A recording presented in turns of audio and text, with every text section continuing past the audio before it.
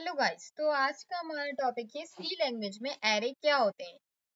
Array से पहले हम जानेंगे कि वेरिएबल्स कैसे बनते हैं। अगर हमें वेरिएबल्स बनाने आते हैं तो हम एरे बहुत जल्दी बनाना सीख जाएंगे। ओके, सी लैंग्वेज एक प्रोसीजरल प्रोग्रामिंग लैंग्वेज है जिसे डेनिस रिची ने AT&T बेल लैबोरेटरीज में बनाया गया था। What is array? हमारा पहला पॉइंट है व्हाट इज एरे। एरे क्या होता है। सेकंड पॉइंट है टाइप्स ऑफ एरे। एरे कितने तरह के होते हैं। थर्ड है एरे डिक्लेरेशन। एरे को हम डिक्लेयर कैसे करते हैं।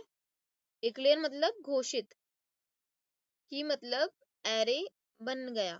एरे इनिशियलाइजेशन, एरे में वैल्यू कैसे डालते हैं। Advantages of array, disadvantages of array, and एक क्वेश्चन करेंगे हम एरे पे, ओवरव्यू इन सबसे लेकर, ताकि आपके माइंड में क्लियर हो जाएगा कि एरे होता क्या है। What is array? An array is a collection of item same data type stored in continue memory location. इसका मतलब ये है समान प्रकार की एक से अधिक वैल्यू को हमें एक साथ स्टोर करवाना होता है तो हम एरे का यूज करते हैं। आपने देखा ही होगा वेरिएबल्स में क्या होता था। वेरिएबल सिर्फ और सिर्फ एक जगह लेता था, इतनी सी, ये ए लिख दिया। यहाँ सिर्फ हम 10 स्टोर कर सकते थे, एक से ज्यादा वैल्यू स्टोर नहीं कर सकते थे। स्टोर करने के लिए हम क्या करते थे, एक नया वेरिएबल बी, नया सी, नया डी, नया ई, बहुत सारे वेरिएबल्स बनाने की आवश्यकता पड़ती थी। तो हमने सोचा ये टाइम भी जा रहा है इसमें और जगह भी जा रही है, तो हम क्या करते हैं, और ये सीक्वेंस में भी नहीं बनते थे, तो इन सब के सुलझाव से हमने एक एरे निकाला जो क्या करता है, एक सीक्वेंस में मेमोरी एलोकेट करके देता है हमें। ये जो अलग अलग जगह में बन रही थी चीजें, वो अब एक सीक्वेंस एरे में हो गई। इनका एड्रेस भी सीक्वेंस में हो गया और इनका साइज भी 5 है, तो 5 की मेमोरी एक जगह मिल गई। और इन सबको हर एक को एक्सेस करने के लिए एरे में एक इंडेक्सिंग होती है जो 0 से स्टार्ट होती है और n-1 तक खत्म होती है। n से यहाँ आशय है साइज, कि 5 का एरे है, 10 का एरे है, n-1 10 का एरे है, तो 10 - 1 = 9। तो मतलब हमें लास्ट इंडेक्स कौन सा मिलने वाला है, 9। इसे हम थोड़ा प्रैक्टिकली भी समझेंगे। मैं आपको थोड़ा थियोरेटिकल समझाती हूँ। आपको ये एरे के एलिमेंट्स दिख रहे होंगे 2, 4, 8, 12, 16, 18। ओके, और ये एरे के इंडेक्स हैं 0, 1, 2, 3, 4, 5। ओके,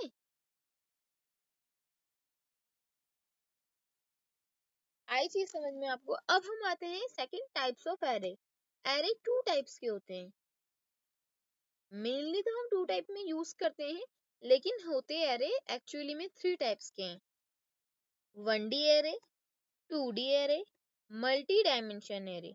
1D एरे में हम एक एरे सिंपल सा किसी एक पर्सन का रिकॉर्ड स्टोर कर सकते हैं, किसी वन पर्सन का रिकॉर्ड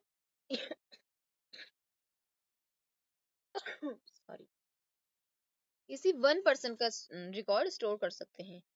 2D एरे में मोर देन वन पर्सन का स्टूडेंट के रिकॉर्ड स्टोर कर सकते हैं। इससे हम मार्कशीट भी तैयार कर सकते हैं। 1D एरे में हमें फिर एक एरे में एक बच्चे का स्टोर करो, फिर दूसरा एरे लो उसमें दूसरे का, फिर तीसरा लो, फिर चौथा लो। तो इससे बचने के लिए इसमें लाइन ऑफ कोड भी बहुत बढ़ रहा था, तो हम 2D एरे पे आए। 2D एरे में क्या होता है, more than one rows and one columns होते हैं, जिसमें हम मोर देन वन स्टूडेंट्स के नंबर को, मार्क्स को, एज, फोन नंबर, उनकी पूरी इंफॉर्मेशन को स्टोर करके रख सकते हैं। मल्टी डायमेंशन एरे से तात्पर्य यहाँ ये है, 2 से ज्यादा, कहीं बहुत सारा डेटा स्टोर करना हो तो मल्टी डायमेंशन का यूज करते हैं। नेक्स्ट, 1D एरे को हम डिक्लेयर कैसे करते हैं।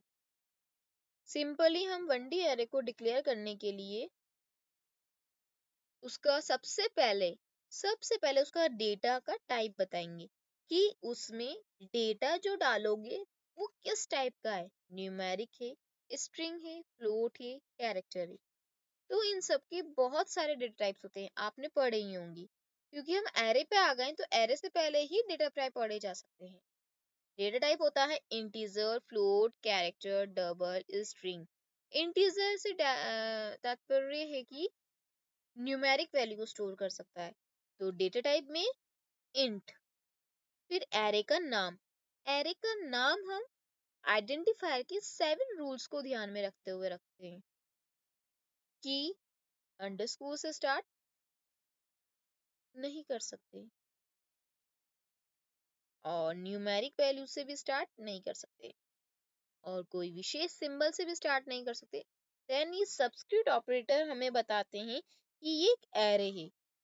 एरे नेम तो हम ARR लिख देंगे, इंट ARR। जैसे इसने लिखा इंट मार्क्स, अगर ये नहीं लगाता सब्स्क्रिप्ट ऑपरेटर के अंदर 5 तो हमें पता ही कैसे चलता कि ये एक एरे है। तो इसलिए इसने सब्स्टिट्यूट ऑपरेटर का बताया कि हमें एक कोई बल्क में बहुत सारी इकट्ठी एक साथ वैल्यू को लेना है तो हम सब्स्टिट्यूट ऑपरेटर का यूज करेंगे। इसके अंदर साइज लिखेंगे कि हमें कितने कितने लोगों का डेटा स्टोर करना है, 20, 50, 1000 कितने। हमें अब फिलहाल अभी 5 का करना है तो इसने 5 बना दिया। इतना लिखने से मेमोरी में ये जगह बन गई, 1 2 3 4 5 5 बन गए। मैंने आपको बताया था इंडेक्स कहाँ से स्टार्ट होते हैं, 0 से। तो ये 0, ये 1, ये 2, ये 3, ये 4, ये इंडेक्स हो गए। आप यहाँ भी देख रहे हैं मेमोरी लोकेशन ये रही, 200, 201, 202, 203। ये क्यों है? ये हमने जो डेटा टाइप लिया है इंट, अगर यहाँ कैरेक्टर लेते तो वो मेमोरी में 1 बाइट लेता। इंट कितनी लेता है, 2। तो लेकिन यहाँ अभी कैरेक्टर को लेके हमने काम किया तो कैरेक्टर के हिसाब से 200, 201, 202, 203 1 बाइट के डिफरेंस के एड्रेसेस हैं। नेक्स्ट नीचे है ये 0 से स्टार्ट होने वाली इंडेक्सिंग, जो हमें ये बताती है कि आप ये लिखोगे तो इस वैल्यू को एक्सेस कर सकोगे। ओके, ऐसे ही एक्सेस करने के लिए क्या लिखेंगे, उसका नाम और इंडेक्स से, किसके अंदर, सब्स्क्रिप्ट ऑपरेटर के अंदर। नेक्स्ट 1D एरे इनिशियलाइजेशन, मतलब घोषणा तो कर दी हमने कि एक 1D एरे बना है, लेकिन वो कैसा है, उसमें किस टाइप की वैल्यू है, गार्बेज। ये रही देखो गार्बेज है, और ये गार्बेज भी कैसी है, इंट की रेंज की। तो हमें गार्बेज के साथ कोई ऑपरेशन परफॉर्म नहीं करना, हमें खुद की वैल्यू देनी है। तो नेक्स्ट स्टेप है एरे इनिशियलाइजेशन। तो मार्क्स 0, 0 क्यों लिखा, पहली वैल्यू 0, ये 0, इसके अंदर ये हटके 80 जाना, तो 80 चला गया। फिर बोला, क्या बोला, मार्क्स 1 में 60 जाना, तो यहाँ 1 में क्या था, 6, 81728 कुछ भी गार्बेज था लेकिन इंट की रेंज का था, तो वो हटके 60 पहुंच गया। ऐसे ही नेक्स्ट 2 इंडेक्स पे गया, 3 इंडेक्स पे गया, 4 इंडेक्स पे गया। इंडेक्सिंग हमेशा साइज माइनस 1 होती है। साइज कितना है हमारा, 5, 5 माइनस 1 4, तो हमारी लास्ट इंडेक्स हमें कौन सा मिलेगा, 4। ये हमारा 1D एरे, यहाँ एरे का इनिशियलाइजेशन और डिक्लेरेशन थोड़ा समाप्त होता है। अब हम आते हैं 2D एरे का डिक्लेरेशन कैसे करते हैं। 2D एरे होता क्या है हमने समझ लिया। 2D एरे वह होता है जहां मोर देन वन स्टूडेंट, मोर देन वन डेटा का स्टोर करना हो। जैसे एक स्टूडेंट की डिटेल्स को, इन्फॉर्मेशन को हमें स्टोर नहीं करना, हमें पूरी क्लास के बच्चों, तो हम 2D एरे का यूज करते हैं। ओके, उसमें भी जस्ट वैसे ही जैसे हमने इन 1D एरे में डिक्लेरेशन किया था कि पहले डेटा का टाइप बताओ कि उस एरे में किस टाइप की वैल्यू जानी है, एरे का नेम बताओ, अब उस एरे का नाम बता दो। देन 2 ऑपरेटर क्यों है, एक रोज के लिए, एक कॉलम्स के लिए। मैंने बोला ना, मोर देन वन डेटा स्टोर करना हो तो रोज कॉलम्स, यहाँ रो पहली वैल्यू रो की आएगी हमेशा, सेकंड वैल्यू हमेशा कॉलम की आएगी। तो रो होती है ये ये, कॉलम्स होते हैं, कॉलम्स खड़े खड़े खड़े होते हैं। ओके, तो इंट डेटा का टाइप बताया हमने, इंट एरे का नाम बताया ARR, फिर दो ऑपरेटर दिए। अगर 3 लिखते तो केवल कैसी बन जाती है हमारे पास, सिंपल एक ऐसी बन जाती, एक और ये 2 3, ये बन जाती किसकी, 1D एरे की। पर हमें 1D एरे तो हम सीख के ही आ गए ना, हमें 1D एरे की जरूरत ही नहीं है, और इसमें कुछ भी गार्बेज गार्बेज हो जाता। पर हमें ऐसा कुछ नहीं चाहिए, हमें चाहिए 2D एरे। तो उसने एक और 3 by 3 की एरे बना दी, रो एंड कॉलम्स।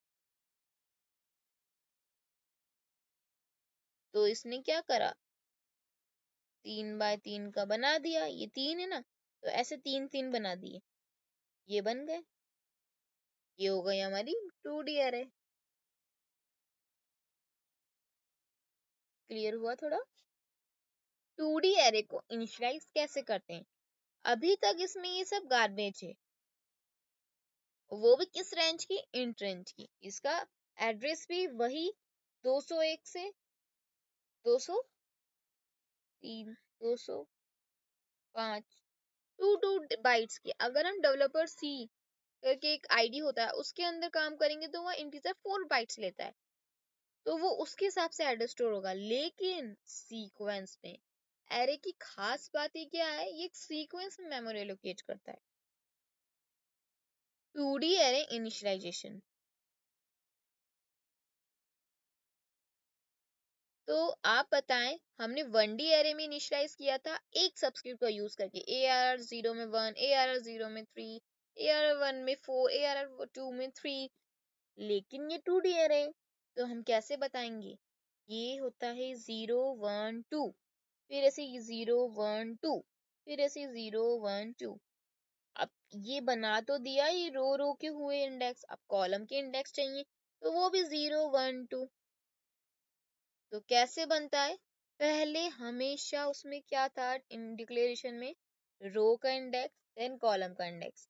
तो रो का है 0, ये रहा 0, फिर कॉलम का है 0, ये रो ये कॉलम, रो कॉलम, फिर रो का है 0, ये रो 0, कॉलम का है 1, ये कॉलम 1। पहले हमेशा 0, मतलब पहले हमेशा रो की वैल्यू आएगी देन कॉलम की आएगी, row column row column. Okay, उसके अंदर जाएंगी। अब 0 रो पे ही है हम और कॉलम 2 पे पहुंच गए। नेक्स्ट अब चेंज कर लेंगे, 1 रो पे आ गया, 0 कॉलम पे चले गए, 1 रो पे है 1 कॉलम पे, 1 रो पे 2 कॉलम पे, ऐसे ही सोन लास्ट तक चलेगा। अब हम मेन मुद्दे पे आते हैं कि हमने एरे तो पढ़ा, लेकिन ये फायदेमंद है या नहीं, हम ऐसे तो किस चीज को नहीं पढ़ेंगे। Array, advantages of array, code optimization, less code to the access data, मतलब कोड थोड़ा छोटा हो जाता है। हम वेरिएबल्स बनाते हैं, तो एक variable int a is equals to 10, अब ऐसे हमें 100 बच्चों के मार्क्स स्टोर करने, तो int marks 1000, int marks 2 10, int marks 3 4, int marks 5 6, बहुत सारे हो जाएंगे। तो क्यों ना हम int marks array, सो अब 100 मेमोरी बन गई, उसमें हम वैल्यू एलोकेट कर देंगे, लूप पढ़े ही हमने। इजी ऑफ ट्रेवर्सिंग, मतलब उसको एक्सेस करना आसान हो जाता है। इजी ऑफ सॉर्टिंग, सॉर्टिंग मतलब बड़े से छोटी की ओर, छोटे से बड़े की ओर, उसे जमाना भी बहुत आसान होता है। रैंडमली एक्सेस, हम कोई से भी इंडेक्स को उठा के अचानक एक्सेस कर सकते हैं। Disadvantages of array, fix size, और इसमें एक ही डिसएडवांटेज है कि इसका साइज फिक्स होता है, तो मेमोरी में उतनी ही जगह लेता है। अगर एरे का साइज 5 है, तो हम छठी वैल्यू उसमें नहीं दे सकते हैं, एरर मारेगा वो। ओके, इस चीज का ध्यान रखना। तुम क्यों ना हम पहले उसका साइज, मतलब साइज बढ़ा दें देन चीज कर ले में।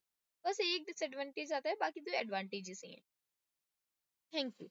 अब अपन थोड़ा इसको कोड पे इम्प्लीमेंट करते हैं। तो मैं आपको डेव में चला के सिखाऊंगी इसको। ओके, सबसे पहले हैश इंक्लूड लिखना जरूरी है और जरूरी नहीं भी है, लेकिन ये हमारा एक सिंटैक्स है, तो हमें लिखना पड़ता है। stdio.h मतलब स्टैंडर्ड इनपुट आउटपुट। स्टैंडर्ड मतलब कुछ चीज पहले से बनी बनी है, कैसी, इनपुट आउटपुट लेने की। इनपुट आउटपुट हम सी में किस से लेते हैं, प्रिंटफ एंड स्कैनफ। तो वो दोनों फंक्शन किस फाइल में है, stdio में। conio.h में कंसोल इनपुट आउटपुट। कंसोल हमेशा ब्लैक कलर की होती है, उसको हम कलर चेंज भी कर सकते हैं, लेकिन हम थोड़ा ब्लैक पे ध्यान रखेंगे। Console input output clr and get ch, दोनों फंक्शन इसमें होते हैं। वॉइड में बहुत बहुत जरूरी है ये मेन फंक्शन बनाना, इसके बिना हमारा कोड रन नहीं किया करेगा। एक चलिए हम इसको अब सेव करते हैं। आपकी कोई सी भी लोकेशन पे सेव कर दीजिए जहां ये सेफ रहे, और नेम के आगे डॉट सी लगाना ना भूलें, क्योंकि इसका ये एक्सटेंशन है। ये बोल रहा है डेमो सी ऑलरेडी एग्जिस्ट। नो, हमें कोई दूसरा नाम दे दीजिए। एक बार के लिए हम हेडर फाइल्स को रिमूव कर देंगे, लेकिन हम मेन फंक्शन को कभी रिमूव नहीं करेंगे, क्योंकि वो कंट्रोल F1 क्लिक करने पे वो मेन फंक्शन ढूंढता है। उसे जो मेन फंक्शन मिलता है उस चीज को कंपाइल करके बैक फाइल बनाता है, देन उसको रन करता है। क्योंकि फाइल इसकी अलग क्यों बनती है ओबीजे वाली, क्योंकि कंप्यूटर इंग्लिश नहीं समझता, वो 1010 समझता है। चलिए हम अपने मुद्दे पे आते हैं। इंटीजर का एक एरे बनाते हैं। इंट लिखेंगे क्योंकि उसमें लिखा था डेटा टाइप। फिर एरे का नेम तो मैं लिख देती हूँ ARR। अभी हम फिलहाल 1D एरे बनाएं, तो मैंने सबस्क्रिप्ट ऑपरेटर से हमें पता पड़ गया हम एरे बना रहे हैं। साइज उसका होना चाहिए 5। इतना लिखने से उसने मेमोरी में जगह ले ली। कितनी, 5। देन इसमें मैंने ये डिक्लेरेशन हो गया। मैं यहाँ आपको डिक्लेरेशन मतलब मैंने घोषित कर दी कि एरे आर बन गया। अब इस एरे में गार्बेज वैल्यू है, हमें गार्बेज वैल्यू के साथ ऑपरेशन परफॉर्म नहीं करना, हम खुद की वैल्यू डालना चाह रहे हैं। तो ARR का 0 में वैल्यू जाएगी 88।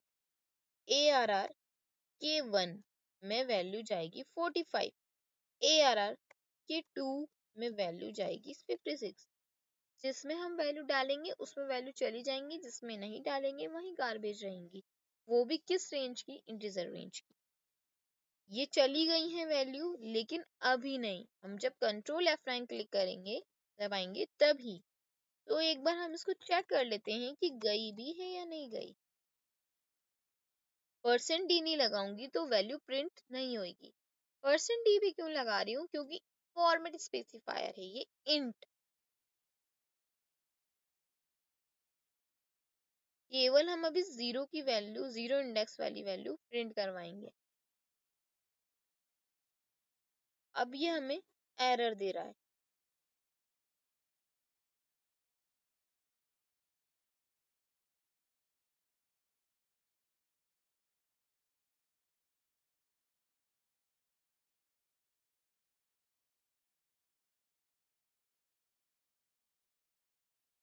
तो इसको हम रन करके देखेंगे कि हमारी वैल्यू जो हमने एरे के इंडेक्स 0 पे डाली थी वो प्रिंट हुई भी है या नहीं। Yes, values is equals to 88, गई है वैल्यू। ऐसे ही हम तीनों को प्रिंट करवा के देख लें।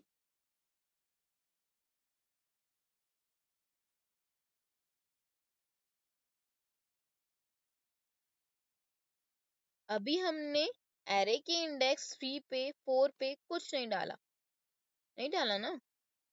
तो देखते हैं हम 3 पे आता क्या है। आपके हिसाब से क्या आएगा, गार्बेज, वो है 0। आ रही है ना 88 45 56, तो हमने डाला है 88 45 56। ये सिंपली 1D एरे होता है। एक तो एरे को इनिशियलाइजेशन हम इस तरीके से कर सकते हैं, दूसरा हम एरे का इनिशियलाइजेशन कुछ इस तरह भी कर सकते हैं कि यही इज इक्वल्स टू करके असाइन करना।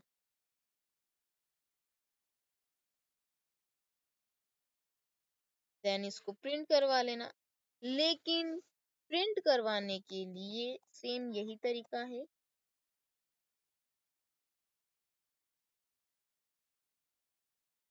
एरे का जीरो इंडेक्स, लेकिन इसका नाम दोनों सेम है, तो ये एरर बोलेगा कि एक एरे आपने ऐसा बना लिया है, दूसरा नहीं बना सकते। आ गई वैल्यू 1, क्यों 1 आई? हमने 1 डाली तो ये 0 पे गई, ये 1 पे गई, ये 2 पे गई, ये 3 पे गई। ओके, एक एरे का ये दो इनिशियलाइजेशन हो गए। तीसरा इनिशियलाइजेशन एरे का होता है, मैं यहाँ एरे की साइज 4 दे रही हूँ, लेकिन वैल्यू सिर्फ 2 दूंगी, तो ये खुद आगे की वैल्यू 0 डाल लेगा। आप नोट कीजिए।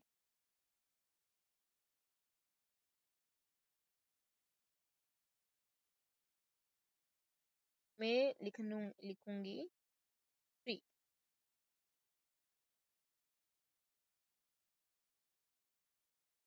देखिए 0 आ रही है, क्यों आ रही है?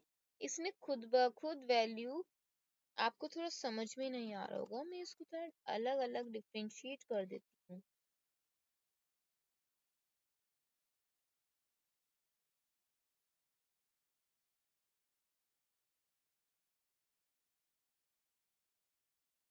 ओह, सेमीकोलन नहीं लगाया अपन ने।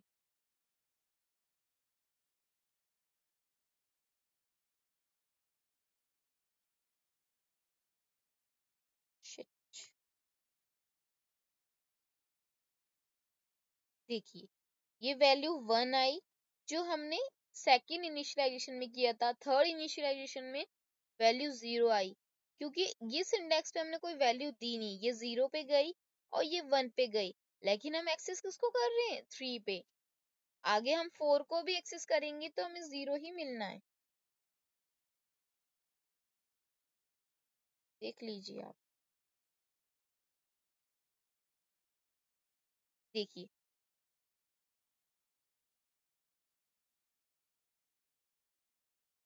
ये तो हमारा 1D एरे कंप्लीट हुआ। हम अब 2D एरे का थोड़ा प्रैक्टिकली नॉलेज ले लेते हैं। ये वही सब हेडर फाइल्स हैं जो मैंने 1D एरे में आपको बताई थी।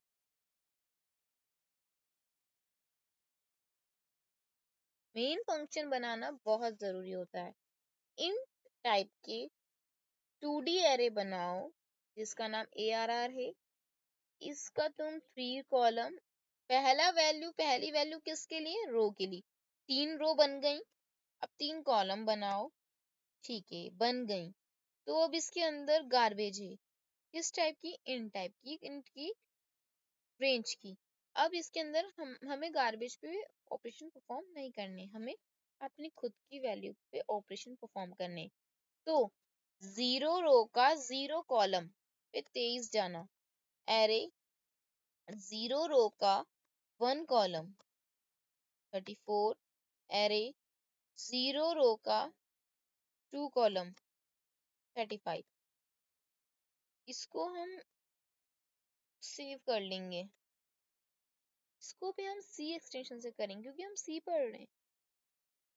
हम इसको प्रिंट करा के देख लेते हैं कि ये एरे में गया भी है या नहीं।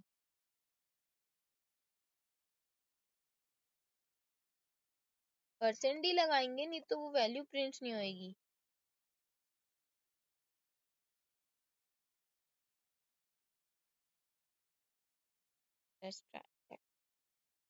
आ गई 23। कैसे आई ये देखिए। मैं यहाँ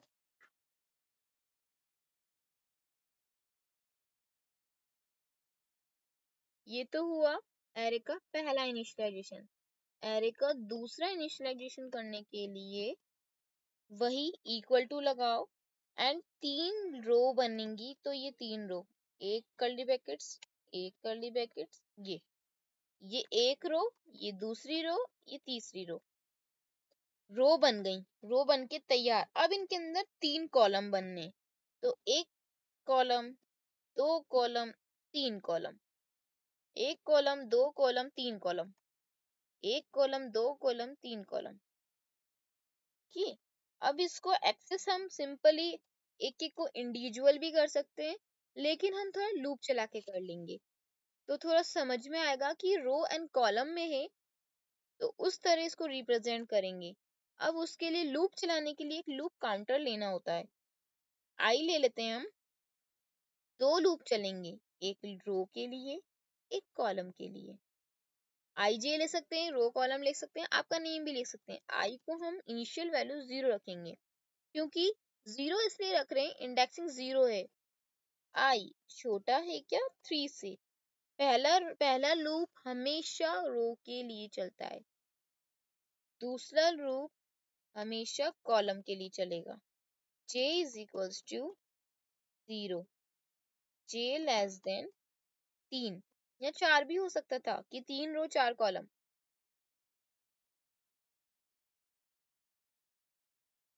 प्रिंट एफ सिंपली प्रिंट करा के देखते हैं अपन। ARR का 1, आई रो एंड कॉलम में जो जो वैल्यू आएंगी, आप इसका ड्रायरन भी बनाएंगे अपन, एक सीक्वेंस में लाके दे देगा। तो हम इसे बोलेंगे पहले अंदर वाला लूप एक कॉलम प्रिंट करना, देन एक स्लैश एन दे देना, न्यू लाइन पे आ जाना, फिर ऊपर जाना, फिर एक कॉलम प्रिंट रो को प्रिंट करना, फिर बाहर आ जाना। Let's check.